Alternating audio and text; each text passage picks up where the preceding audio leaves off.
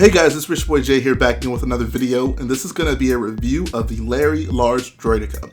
Before I get started, I just want to say Larry Large is a fantastic builder, and he developed what I feel is probably the best custom snowspeeder MOC out there, and it's minifig scale. So if you guys haven't heard of him, make sure you go check him out. I'll leave his details in the description. He's a long-time builder, and he has developed some of the best things in the community insofar as like custom MOCs go. So let's dive into this Droideka. Now there's three things I take into account when I'm deciding whether or not a Droideka is a good Lego Droideka. The first thing is the size. It has to be at least somewhat within the realm of reasonable minifig scale. It has to look good next to minifigures in order for me to perceive it as a pretty good build, which I understand is hard when it comes to Droidekas just because Lego pieces can only be so small, and in canon they're shorter than a minifigure, but they should at least be somewhere in the reasonable realm.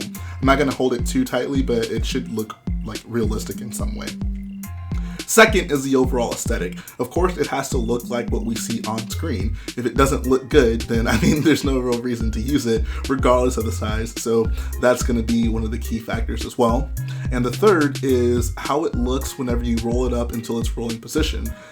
One of the main things about Droidekas is that they can roll into a little ball and they can move faster that way. So you would hopefully have that same kind of maneuverability with your Lego Droideka. And I think that this one excels in all three of those areas. So first, let's talk about the size. I think that this thing is pretty close to minifig scale. It's obviously not going to be perfect, but if you see we place our good friend Quinlan Voss right next to it, it doesn't look too oversized. Now I understand that real Droidekas would actually be shorter than a minifigure, but like I mentioned earlier, minifigures are kind of weirdly scaled in themselves, like really proportioned, and also Lego pieces can only be so small, but I think that this is a good trade-off when it comes to it being maybe slightly bigger than it should be, but yet still maintaining a good aesthetic. So yes, when it comes to size, I think that this thing is a pretty good, reasonable minifig scale, and you can imagine posing this thing with a MOC, having some Jedi kind of approaching with their lightsabers out. I think that it actually looked really nice. So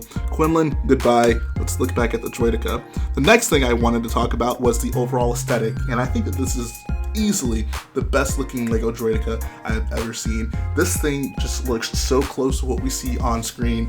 I really appreciate the fact that he was able to integrate two of these curved slopes right here. I think that really just makes the look, and his usage of a lot of the kind of mechanical type of pieces really help kind of lend itself to a robotic look of this build. So I think that works pretty well for itself as well, The second thing about the aesthetic I really like is actually these guns right here. It kind of harkens back to that original Droideka, which I actually have right here.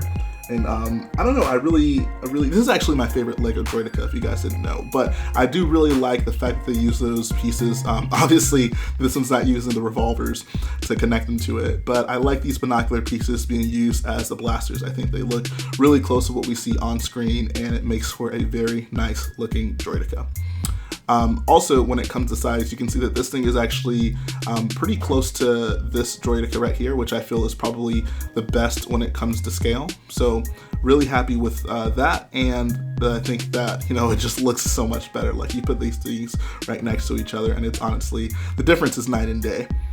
Third thing, of course, I wanted to talk about was the ability of this thing to be able to roll up into a ball. And it's actually possible. Larry Large integrated that into the build. So I believe what you do is you put those two up, put the legs into there. You can actually fold those back down, I believe. The body just kind of crouches into that position, and then you put the leg back. You actually probably put the guns in, and then boom, you got yourself a rolling Droideka. So that's pretty cool that you're able to do that with this build. That was honestly one of my favorite things about this old Droideka. I know this isn't a review of this old Droideka, but one of my favorite things about it was just the ability for it to be able to roll up. I don't know, maybe other people won't see this as kind of a crucial part of it. It's probably more of a play feature than anything, but I don't know, when I was a kid, I had so much fun being able to like roll this baby up and like have it kind of in its rolling position going into battle. So the fact that you can kind of do that same thing with this one is, I think, a very good thing, and definitely a plus when it comes to this MOC. So that's really all I have to say about this Droideka. I think actually before we head out, I'm going to go ahead and show you guys a comparison between this MOC and the Lego Droidekas that have come out. So I'm going to give me 1 second and I'll come right back. And here we go. We have the newest version of the Lego Droideka on this side. We have the original version of the Lego Droideka on this side, and then we have the Larry Large Droideka. And I think that if you line all these things up, the Larry Large version is the clear standout. There's really no comparison.